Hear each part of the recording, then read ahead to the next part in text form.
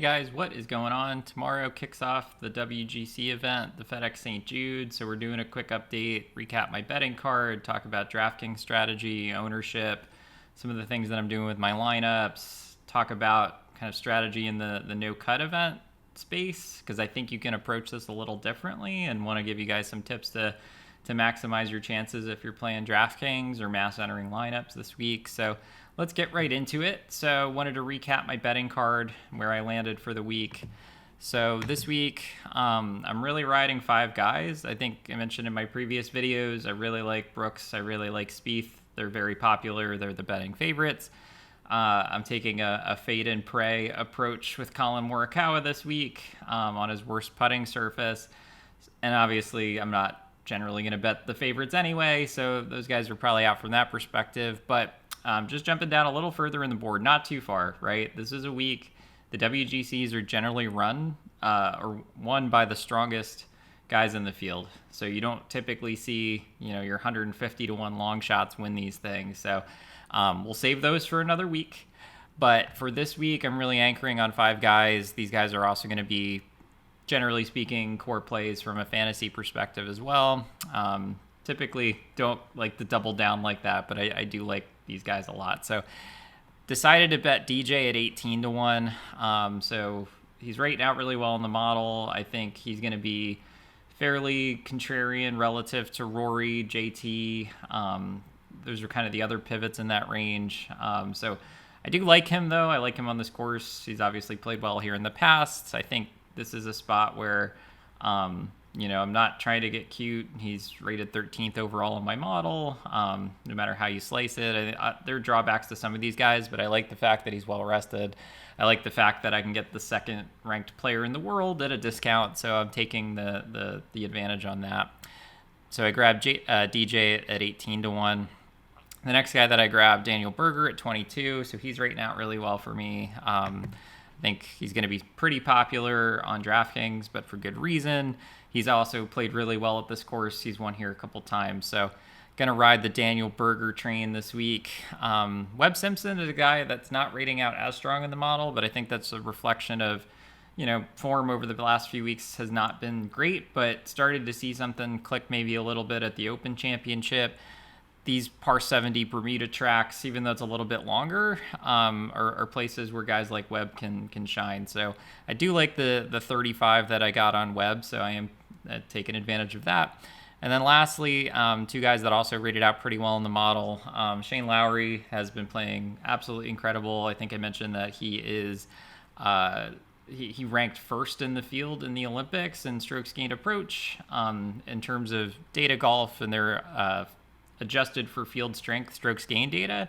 Shane Lowry is actually number 5 in this field, and that's going to take you a long way. If he can gain a little bit on the greens and keep that up, I think he's going to be in the mix. So we're going with Shane Lowry at 40 to 1. And the last guy that maybe is more safety over upside, but I've been waiting for the Abraham Answer breakthrough for a while. So hopefully this is the week. He is rating out really well across a lot of statistical categories.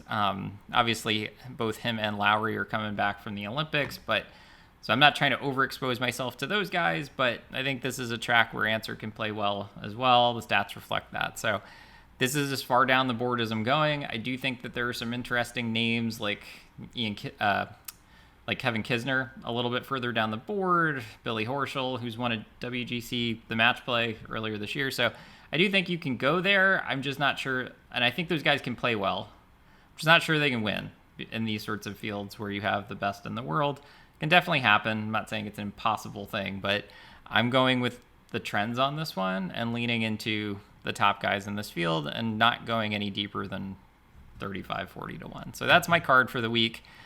Not playing around with anything else in terms of the bets, but this is hopefully a path to a win from a betting perspective. So jumping over to the DraftKings side, before we get into my lineup builds and how I'm setting things up, I just wanted to show you guys something, talk a little bit about this no-cut event strategy. So what I pulled in, this is the DraftKings points by player by salary from last year's event. And one thing that's really interesting to me, and this is obviously a function of it being a no-cut event, but the distribution in scores is fairly tight, right? Like, if you think about it, if you kind of go across the buckets, right? Yeah, you have your guys at the top, right? Those are the guys that we hope we nail with our core plays. But basically from this, let's say, how far down is this? So from your 14th ranked player to your, 36th ranked player, they're only separated by 13 DraftKings points. So this is a week where, again, if you just kind of model out the distribution of scores, you obviously have your top guys in the field. You have 12%, basically scoring 90 plus points last year. You needed those guys in your lineups to win. But everything else is fairly well concentrated, right? You got to avoid the landmines. You got to avoid the guys that are finishing, in the bottom tier. But even those guys can score points, right? Like, you have your finishing position here. Kevin Na finished in 35th place and still scored 80 DraftKings points. So, it's not all about finishing position either. What I just think is really interesting is, and I think because of the distributions and how this thing shakes out, it really lends itself well to building around a core of a handful of guys and getting exposure, expanding your player pool more than you normally would. And for me, typically in a cut event, again, it depends on the week, but I'll be somewhere between 22 and 28 guys. And this week I've expanded a little bit further. I'm in that 32 to 35 range. And the reason for that is obviously you get 4 rounds out of everybody. That's a given. But the difference between, your 33rd ranked DraftKings score and your 18th ranked DraftKings score is only 3, 4, 5 points. So you can be more, I don't want to say wrong in this space, but it's really about maximizing your chances of getting the right combination of guys at the top. So if you, and again, you don't have to like the same core as me, but if you build around a core of 5, let's say 6 guys, right? Take a handful at the top, maybe 1, 2 at the top, 1, 2 in the mid-range, a couple guys down the board, right? Those are your core. And then you really shotgun it with everybody else. Again, this is not the model, just follow your rankings. There is some randomness to this. Take advantage of it, lean into it, right? So take a shotgun approach, right? And maximize your chances. Again, if you're max entering the small dollar tournament like I am, I want to maximize my chances of getting the top 3 guys in a lineup and hoping that the other 3 pieces are good enough for a really strong finish, right?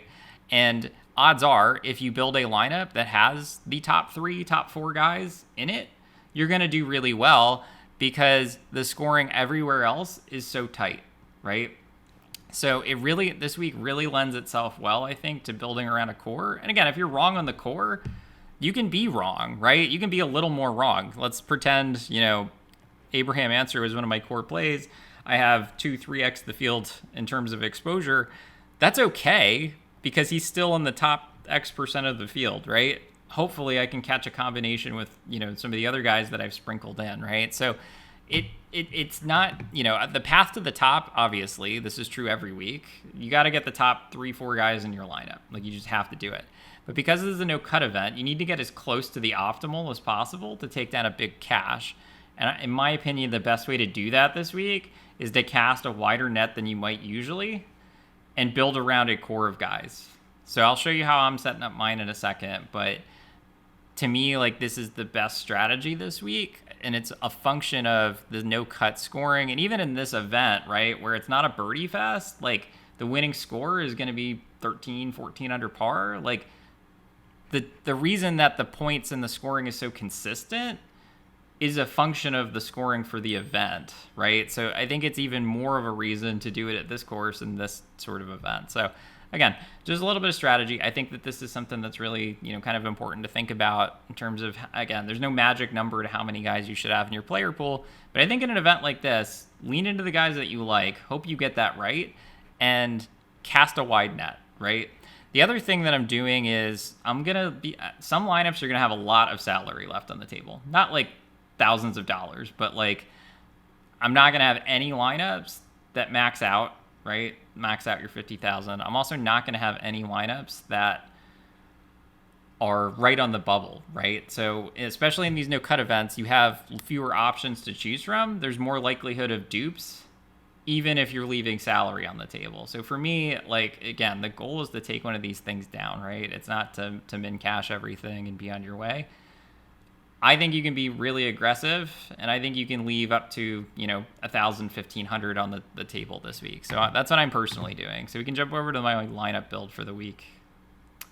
So what you'll see over here is that, again, in my 150 lineups, I'm leaving at least 300 on the table, and I'm leaving up to 1,600, which seems kind of crazy, but in this field, like, the margins are so thin on some of these guys, it feels uncomfortable, but I think it's actually a really smart thing to do. So we're doing that, and then we're shotgunning in a little bit. No lineup can have have no more than the same 4 guys in it. And then in terms of build rules, again, I'm just building around a core, right? So these are my core guys that I really like. These are I'm calling it my leverage core. So they're guys that are lower owned than the chalk. I want to make sure that I'm sprinkling at least 2 of those in every lineup as well. And I also want to make sure I'm not building everything as like a super balanced build. So I want to make sure that I have at least one of the 9K plus guys in every lineup that I like. So that's kind of my core player rules. The other side of it is my restrictions. So I'm making sure that no lineup has more than 3 of the super highest priced guys in it. So again, or the highest ownership guys in it. So guys like Brooks, Spieth, Louis, Berger, Scheffler, like, these guys are going to be really popular. I don't want to build lineups with just those guys in them, right? On the other end of the spectrum, guys like Harris English, Sam Burns, Sergio, like Jason Kokrak, those guys are going to be popular too. So you don't put all of those guys in the same lineup. The other thing that I'm doing, we talked about this a little bit too. So anyone that played in the Olympics that's in my player pool, so you'll notice Rory, JT are not in here, but you could set them, if you're using them, you could set this up the same way. I only want at most 2 Olympians in every lineup. So it's really subjective, but to me, it's maximizing likelihood, right? Like, to me, not every Olympian, guy that made the trip overseas and coming back, they're not all going to play well. So it's impossible to peg why. So what I'm going to do is just try and get the right combination of guys that do play well, right? I'm not going to build lineups that have like 5 Olympians in them. That's not going to work. So we're doing that. And then I'm using some guys at the lower end of the salary spectrum. I'm just making sure that I don't have too many of those guys in here as well. And then in terms of my allocations, you'll notice where my core is. So I think, again, like, you can do this with whoever you like, but I'm really building on, basically above 10K. I'm using 3 guys. I have a lot of Brooks, a lot of Spieth, a lot of DJ. That's the lane that I'm picking. In the 9K range, I like Louis, Cantlay, Berger, and Scheffler, and Casey. So kind of sprinkling in, hoping that I get the right combination of all of these guys. And then from there, in the 8K range, I'm really building around Lowry, Webb, Answer, those guys, and just trying to sprinkle in enough of everybody else, right? So Neiman, Cam Smith, Corey Connors, Tommy Fleetwood, right? Like, these are all Olympians. It's just kind of funny, but I want to not go crazy with those guys, but I do think that the odds are that some of them will play well, so I want to sprinkle them in. Guys like Kokrak, who's a little chalkier, I'm going to be underexposed. Harris English is going to be really popular, basically matching the field. Where I think you can get really interesting this week is with the guys in this like 68 to 75 range. So for me, like, there's a lot of low-owned guys in here. I'm going to just overweight all of them. Not all of them, obviously. The ones that I like, and even some of them that aren't the best in the model, but have a chance at gaining 10 strokes putting this week. So guys like Brian Harmon, Tyrrell Hatton, underweight on Sergio, guys like Billy Horschel, Ian Poulter can putt the lights out, Kevin Kisner can putt the lights out. That's how I'm setting up my kind of lower 7K range. Like, give me the guys that I think can gain, a lot with the putter or rate out fairly well in the model.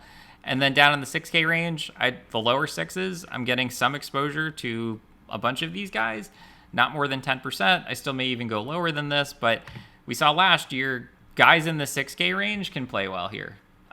It's, they may not even be rating out the best in the model, so I'm sprinkling in Stuart Sink, Siwoo Kim, KH Lee, Garrick Higo, Aaron Rai, Minwoo Lee, Victor Perez. Again, just small exposure, but just, again, shotgun approach at the bottom. My core for me is really in this, at the upper end. Guys like DJ, Berger, Lowry, Webb, Answer. Mix in a good amount of the other guys. And then at the bottom end in the 7K range, guys like Horschel, Poulter, Kisner, guys that can get hot with the putter, that don't rate out as well statistically because that's where all the ownership is. So that's my strategy for the week. Hopefully we luck into the right combination and take down the tournament. I'm pretty pumped about this event. I think it's going to be a lot of fun. Remember, there's really no weather advantage or anything like that you need to worry about this week because everyone's bunched up in terms of tee times, in terms of the limited event. And if you're taking anything away from this, if you're mass entering, cast a wider net. Don't go too wide, right? Don't use all 60 guys in the player pool. Like, that's not going to work. But narrow it in. I'm using about half the field. So narrowing it in, building around a core, sprinkling in a bit of everybody else so we can hopefully catch the right combination. Don't be afraid to leave salary on the table either, because in this no-cut event, most likely the optimal lineup, there's going to be a good amount of salary left out there. So you got to get, in order to take down a big one this week, you've got to get as close as possible to that optimal lineup. So again, just to recap, my betting card for the week: DJ, Berger, Webb, Lowry, Answer. From a DraftKings perspective, anchoring on those guys, trying to catch the right combination, just given kind of the bunching of scores and DraftKings scores that we've seen in the past at this event. So hopefully that was helpful. Hopefully you learned something. As always, if you like the video, if you like the content, subscribe to my page, give it a like, throw out a shout out in the comments. Best of luck. Enjoy the WGC. We will catch up later this weekend, probably after round 2, to see how things are going.